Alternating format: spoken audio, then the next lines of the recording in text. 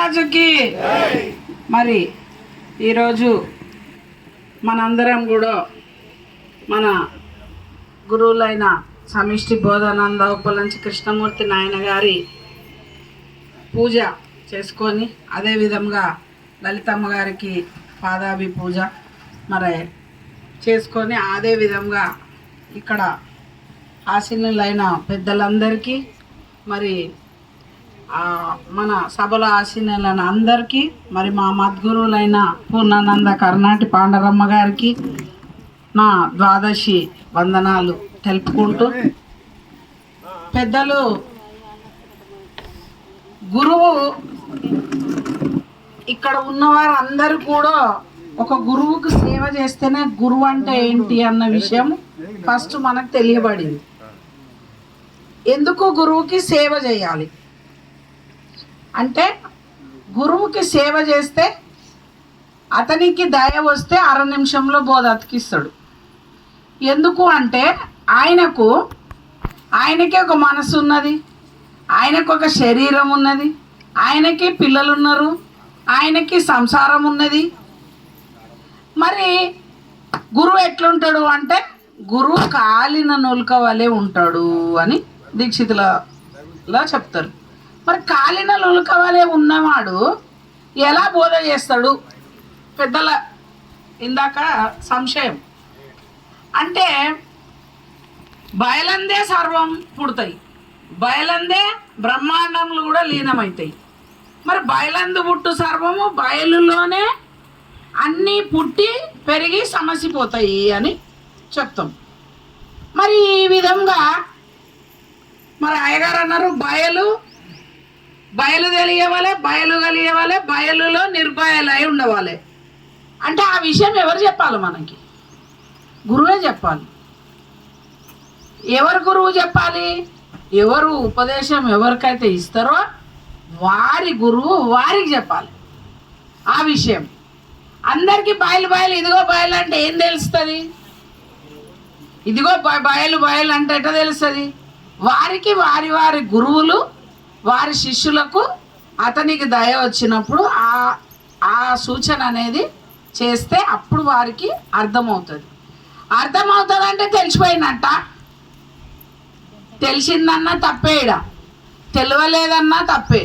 ఉన్నది పరిపూర్ణము, లేనిది ఎరక. దేంతోనే అంటున్నావు? దీంతోనే అంటున్నావు.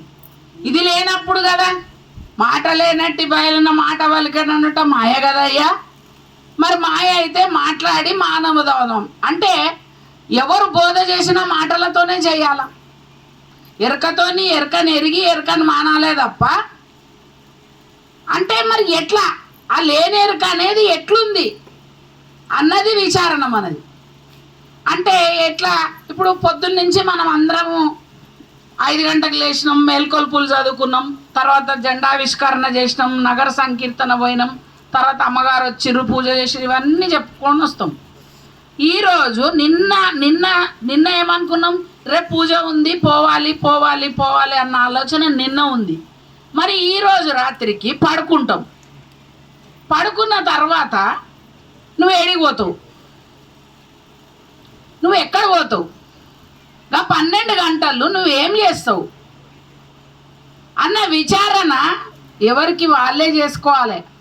అప్పుడు నేననేది తెలుస్తుంది. నేనంటే ఎవరు అంటే ఈ కళ్ళ, ముక్క, చెవ్వ, నోర, ఈ చెయ్య, కాళ్ళ, నేననేది ఏంటిది అని మనకి తెలియబడుతుంది. అప్పుడు ఆ నేనుని ఎట్లా వదలాలి అన్న దాని మీద మనము పెద్దలు అన్ని విషయాలు కూడా ఎట్లా చెప్తారంటే మనకి ఎంతో వివరంగా. నేననేది కృష్ణుడు ఏం చెప్పినాడు? మేలుపర్వతం నేనే, అందులో ఉన్నది మన వాసకి సర్పములలో నేనే, తర్వాత అదేమంటారు పక్షులలో గరుత్మంతుడిని నేనే అని ఆయన నేను నిలబెట్టిండు. అచల గురువులు ఏం చేస్తారు? నేను నిరసన చేస్తారు. ఎట్లా చేస్తారు? ద్వాదశి వాడరా, షోడశి వీడరా, పంచవసి విధము నెరిగి పంచి చూడరా అని మన గురువులు చెప్పారు. పంచితే తెలుస్తుంది నీకు విధం ఏంటిది అని. ఆ విధం తెలిస్తే అప్పుడు దానికి ఏమి మూలం ఉంది, ఏమి మూలం లేదు, ఈ మూలం లేని గుర్తెరిగే శరీరం ఏముందని అంటే ఇక మూలం లేని గుర్తెరిగే శరీరం ఏం లేదా, అసలు మూలమే లేదు. ఎందుకంటే మన గురువులు ఎంతో మంచిగా చెప్పి ఉన్నారు, ఈ మూలము లేని గుర్తెరిగే శరీరము ఏమీ లేదని చెప్పునే. ఎవరు? సద్గురువు, అష్టగురువులు కాదు, సద్గురువు ఈ మూలం లేని గుర్తెరిగే శరీరము ఏమీ లేదని చెప్పనే. ప్రపంచము బట్టబయలులో పుట్టలేదని చెప్పినారు వాళ్ళు. కానీ మనము విచారించుకోవాలి, విచారించుకొని మనము ఏ విధంగా చెప్పినారు అన్న దాని మీద మనము భావన చేసుకొని మరి వినవలనని కనవలనని మనసందు కోరిక కలుగు మనజుడే వీడియోని అంటే వాళ్ళకి ఆ కోరిక కలవాలి. ఏమని? మనకి జనన మరణములు వద్దని, లేదా ఈ జనన మరణాలు ఎందుకు, ఎట్లా దీన్ని ఎట్లా ఛేదనం చేయాలని. అట్లా మనం ఆ గురువు దగ్గరికి వెళ్తే అతనికి దయ వచ్చినప్పుడు ఆయన అప్పుడు ఇదిగో చూడు, ఇదిగో పరిపూర్ణము, ఇదిగో ఎరుకని. అప్పుడు ఇది పరిపూర్ణము, ఇది ఎరుకని చూపించిన గురుడే సరి అన్నాడు. అంటే ఏం చూపిస్తాడు గురువు? ఏం చూపిస్తాడు? నువ్వు చూసినా అంటే ఎరుకే, నువ్వు చూసినా అన్నా ఎరుకే, నువ్వు చూపించిన అంటే ఎరుకే. మరి ఆయన ఏం చూపిస్తాడు, నువ్వేం చూస్తావు అంటే అది సౌజ్ఞ. గురు శిష్యులకే అది సౌజ్ఞ. ఇప్పుడు భార్యాభర్తలు ఉన్నారు, భార్యాభర్తలది అనుభవం ఎట్లుందంటే ఎటు తెలుసది?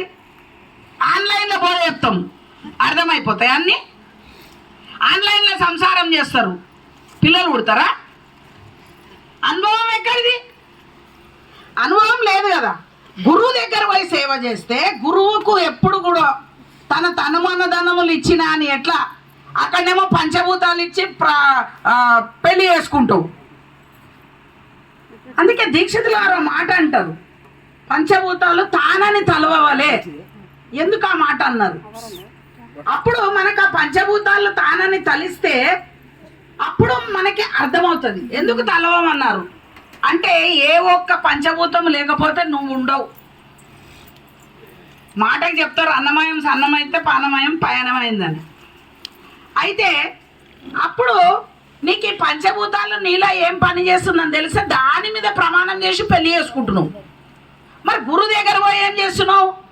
తనువు, మనస్సు, ధనము అన్ని గురువుకి ఇచ్చిన అంటున్నావు. ఇచ్చినట్టున్నామా? నీ అల్మార తాళం నీ దగ్గరనే ఉంది, నీ కారు తాళం నీ దగ్గరనే ఉంది, నీ సొమ్ములు నీ దగ్గరనే ఉన్నాయి. ఇప్పుడు రెండు ఎప్పుడైతుందా ఉరకాలన్న మనసు ఎటో ఉంది కదా.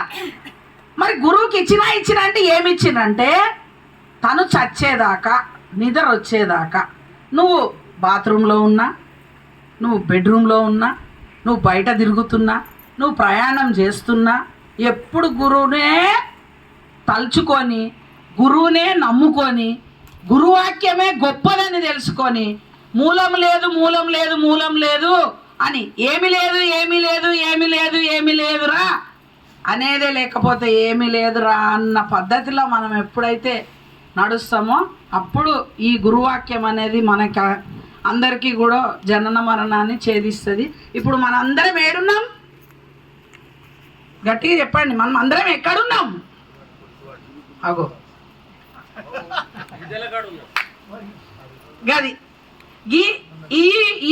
ఈ ధోరణి ఎప్పుడైతే మారుతుందో అప్పుడు మూలం లేని గుర్తెరిగే శరీరం తెలియబడుతుంది.